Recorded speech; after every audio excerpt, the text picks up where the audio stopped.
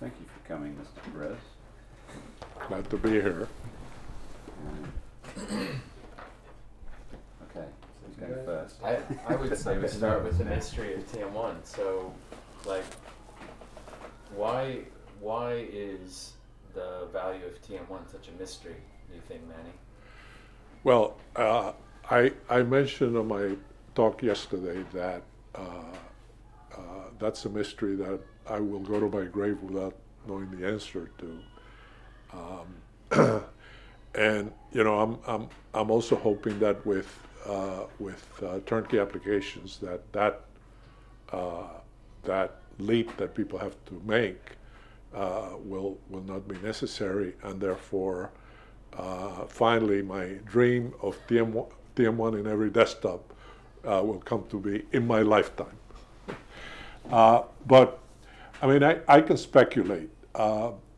Essentially, when you go to a customer, they know what problem they have, so they know what their objective is, and then you tell them about cubes and dimensions and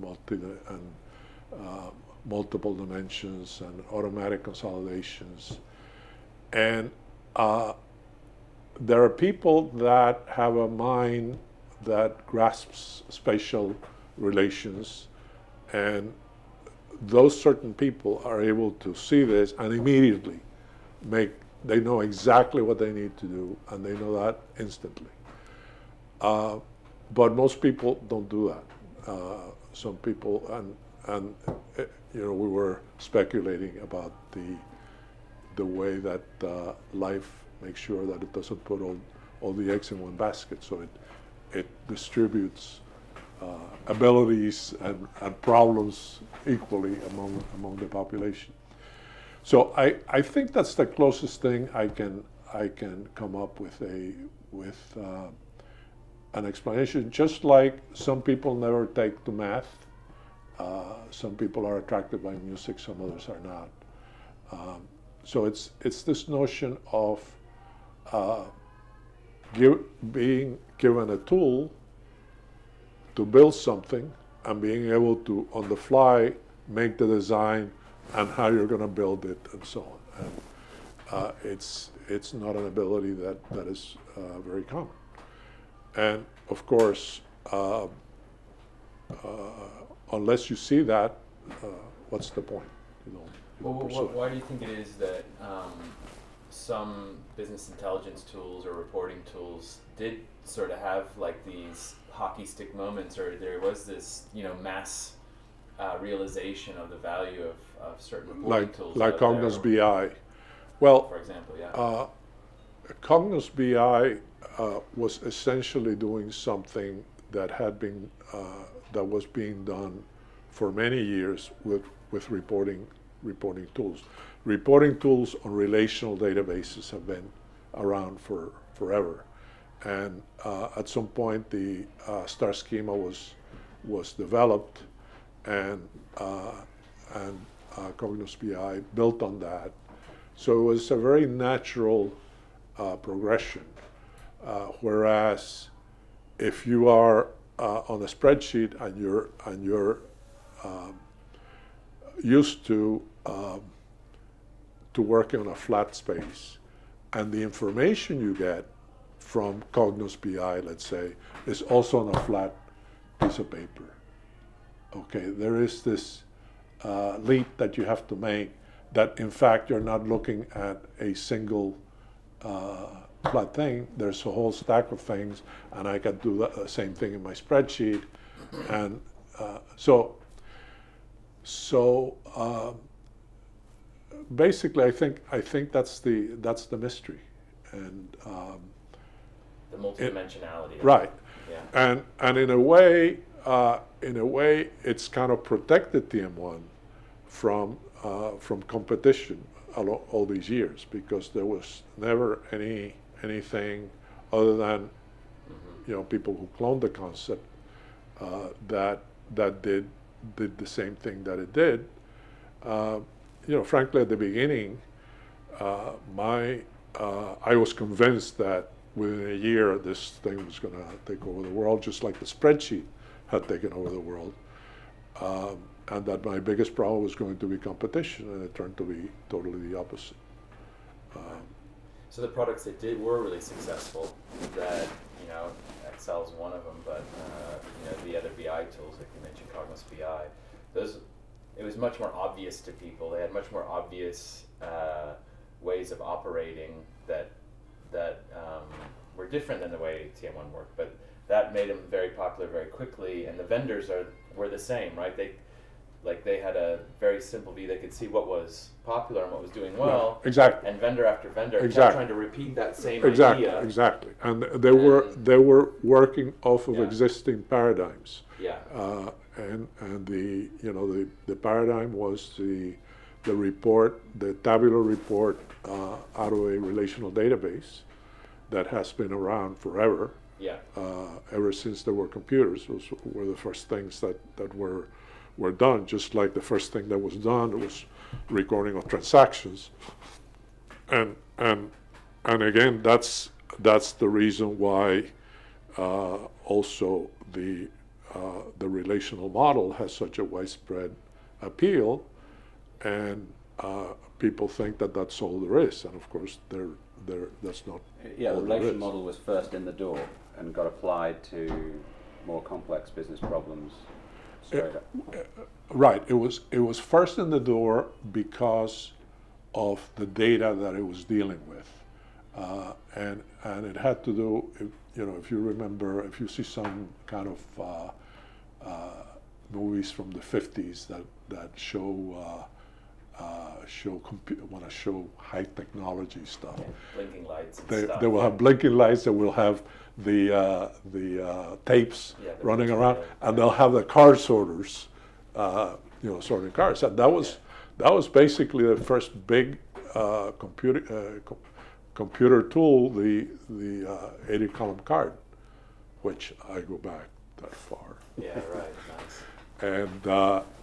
And the idea was you recorded, you had records, and you sorted the records and you selected the records. That's what that card sorter did, because you were recording transactions that happened in business, and then you took those and you stored them and you started consolidating them and producing reports, and now the logical progression along the lines of the relational database was that initially you had applications, and each application had its own set of files, and you had another application and you came up with a different set of files, and a third application, and so on, and all of a sudden you had duplication of data among different files for different applications. And somebody finally realized, well, gee, why don't we separate the data, make it common from the applications? And so came the notion of a database. And then that database was composed of tables of data, and then it was formalized in the relational model that gave you a complete set of operations, a mathematical formulation that allow you to do everything you needed to do to the relational database, and that's where it went. So it started with transactional, storing centrally a set of transactions that are going on in a business, or Storing. Well, you collect the transactions, and then, prior to the notion of database, you collected and fed the transactions to different systems, and each one had its own set of memory. It kept its memory in files, and each one had a different design, and it was a total mess. And then the notion came of separating, and that gave rise to the database. Yeah. With TM1, it turns out that it was the same vis-a-vis the spreadsheet. It was the same notion that you had people that would do an analysis in one spreadsheet and put in some data, and then do a similar analysis for another period and put in some data and so on. And then if you wanted a third one, and you were duplicating data, things got quickly out of control, and that, of course, the spreadsheet hell. And the idea of the database, which was something always, very, very clearly in my mind, because I had been doing that at Exxon before I formed Simper, was that if we had a central repository, then you would have that data independence, which is the notion, which is very important. What some people don't realize, I don't think, is that the idea of the TM1 functional database, as you were doing it, it was like you came up with that idea and that concept is basically around the same time the spreadsheets, like the electronic spreadsheet, was being invented. Right. Right. They kind of came into existence at around the same time. Okay. Right? Well, let me go. Yeah, because it's sort of a like every sequence of events, it's complex. I was quite interested in databases, and I had been working at Exxon on various applications that require databases. Nothing ever came up that was multidimensional. But somewhere along the line I said, gee, a database is supposed to give an answer. You're supposed to have some facts and you derive some data. So why not have things that are functions that derive that data? And I wrote a paper, and I submitted the paper, and of course, like with all papers, I got rejected, and I'm not, not being someone looking for academic glory, I said the hell with it and put it aside. And a couple of years ago I said, gee, I wish I had kept that paper, but of course Maria has kept every paper that has entered. Really? And she had so it. She had it. And so you read it recently? Yeah. Well, it was good, because I don't think I'd read my college. It was. It was interesting to read. It didn't have the notion of multidimensionality.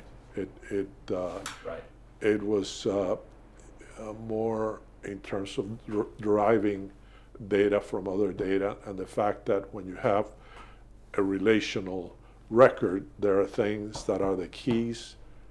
Typically, you have key and values, and effectively, the values are a function of the keys. Did you call the data through the cells, back then, did you call it business information, or did you just carry on calling it business data? Was it just raw data, and then did you think of it as like an evolutionary step towards business information? I'll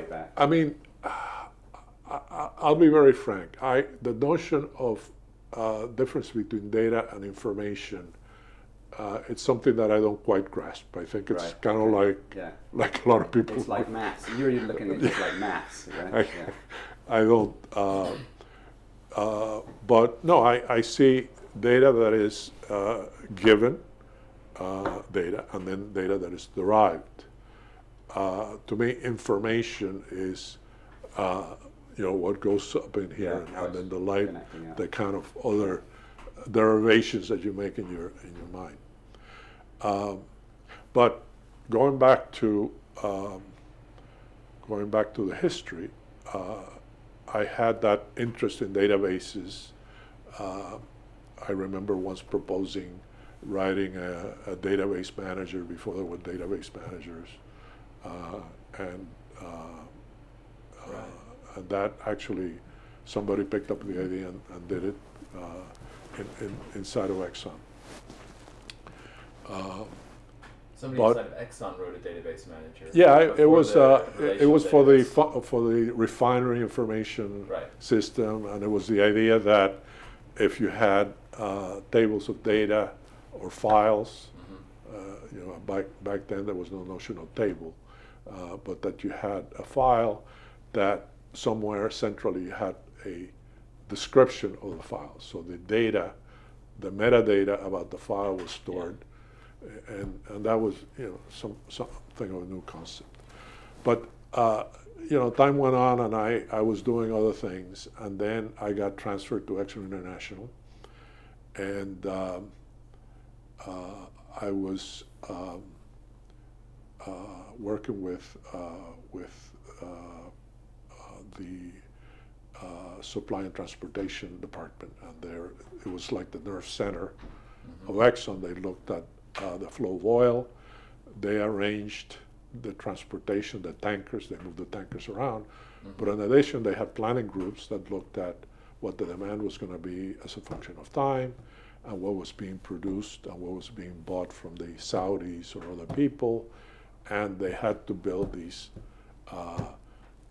plans, and they did that with paper spreadsheets and a calculator. And at some point prior to my arriving there was a mainframe system which was used to keep track of the operations, to keep track of the ships and so on. And somebody thought of doing an application that helped consolidate things, and it was probably done with a relational model and so on, but it was costing them a fortune. And I was in the user department that actually did the operations, and somewhere else in Exxon International there was an IT department. And since I was in charge of the systems for the supply and transportation department, I had a good relationship with IT. And one day a young lady in IT said, gee, why don't we take a relational database on the mainframe and build a planning system so that we don't have to pay through the nose, because the system was incredibly expensive to run. And so she is actually the originator of the idea for TM1. And being a hacker at heart, a hacker being a computer programmer, not one of those being a computer programmer, the ones that write viruses and that sort of thing. That can get out. I said, oh, this is heaven. So I went ahead and I programmed the thing in a few days. I had a prototype, and right away Lily said, well, but this is not done with a relational database, or it's not using, I don't know if at that point there were relational Accepted databases. technologies or something. No, actually, yeah, it was something called some other database, and so the fight broke out. But had you created a new database or a way to handle the data? Well, I realized that in order to do the consolidations that had to be done and to do them quickly, that I had to have this data in memory. That doing it on disk would be very cumbersome. Now, clearly you can take, just like in a BI system, you can have cubes stored as star schemas, and do the consolidation on the fly, very quickly, but you can't update. So because this thing was designed to be interactive, it really wouldn't support having go back to the database and doing a query, blah blah blah blah blah. So even from like that very first few days of prototype, it was in memory. It always had to be. It always had to be in memory. Yeah. I guess, given that at that point it was only doing consolidations, there could have been a way to do it in a relational database. But later on, when rules came to be, then it would have become totally impossible, because then at that point you were going and picking cells at random to do calculations, and you couldn't do that on disk in any way.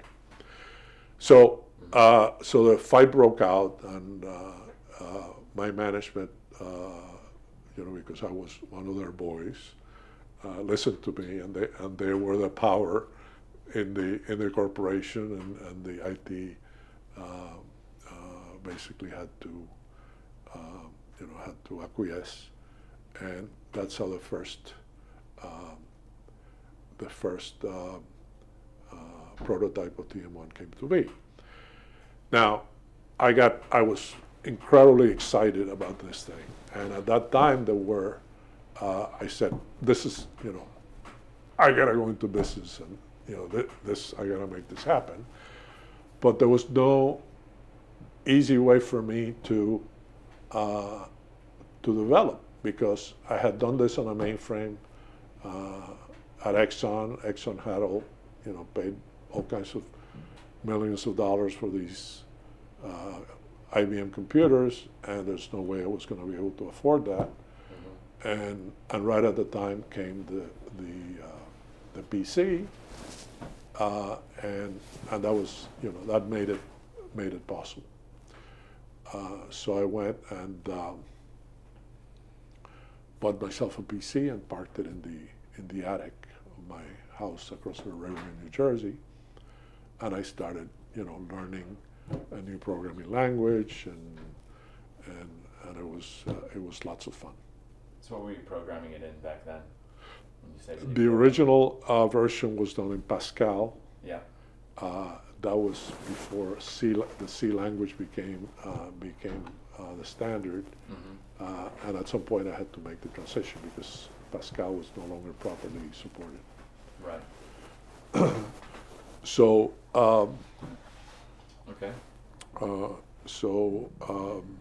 I parked with PC. Now, coincidentally, at the same time, the spreadsheet came to be, and since I like to hack, I created a spreadsheet for the mainframe that I called Cockpad. I mean, it didn't have a lot of the function. Cockpad. Oh, right. But basically, it was the same idea. You wrote a formula in a cell that referred to other cells and so on, and the analysts looked at it. They went crazy. They couldn't, And now, subsequent to that, of course, yeah, right. the PC just took over the world, and it did so because of the spreadsheet. Because the spreadsheet basically was such a natural. It did their job. Yeah, exactly. I mean, it did exactly the same thing that they were doing all along with paper spreadsheets, mm-hmm. but it remembered, and it didn't make mistakes, adding up numbers. So I got I saw the spreadsheet, and then it became clear that that the spreadsheet had to be the interface to the TM1 database. Of all the tools out there at that time that were doing what TM1 did, TM1 was the first to connect up to the spreadsheet. Well, there were other mainframe products, and I don't. My memory for those names is. My memory for names is after storing all those variables in my brain. There's no longer any room for. There were mainframe systems that did consolidations, and they were not interactive, and of course they didn't use spreadsheets because there weren't spreadsheets. The spreadsheet just came maybe in 78, 79, right before when. Right. Okay. First came the Apple II personal computer, first personal computer, and then the spreadsheet VisiCalc was developed for the Apple II, and then when the PC came, it came with VisiCalc, but then this other company, Lotus, developed a spreadsheet that did graphics, and that became the rage. As it was, due to go You mean the like next 20 years or whatever. Yeah, like graphics was all important. Well, charts, you mean? Yeah, charts, Like that, color graphics. Right. And whereas VisiCalc didn't have any of that. Yeah. And it had a couple of other of other features. And as you know, or maybe you don't know, there was an Excel even at that time that was a total piece of garbage that Microsoft had. And as time went on, they kept perfecting it, and eventually there was a spreadsheet battle that was each new spreadsheet system that came out was took from what everyone else was taking. It was little evolutionary steps each time. Then eventually Microsoft won the day, because they had the operating system. I guess because they had the operating system, but maybe they had more perseverance,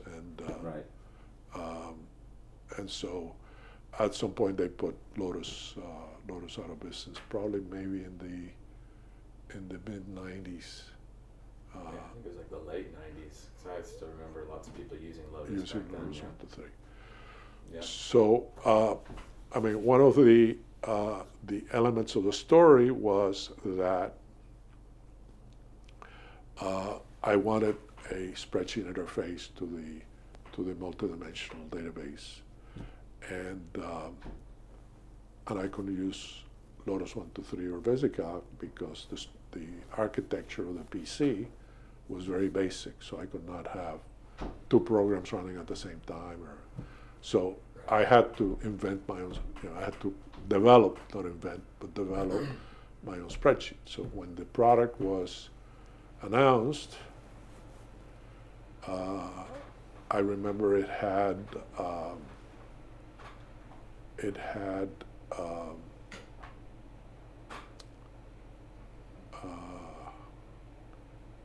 3 buttons, and back then everything was done with function buttons. One was a spreadsheet, one was the dimensions, and the other one was the cubes. And I forget exactly how you created cubes, but you built the dimensions as you do to this day in some cases using the spreadsheet. And you had a cube viewer that could pivot, and you had the spreadsheet that had the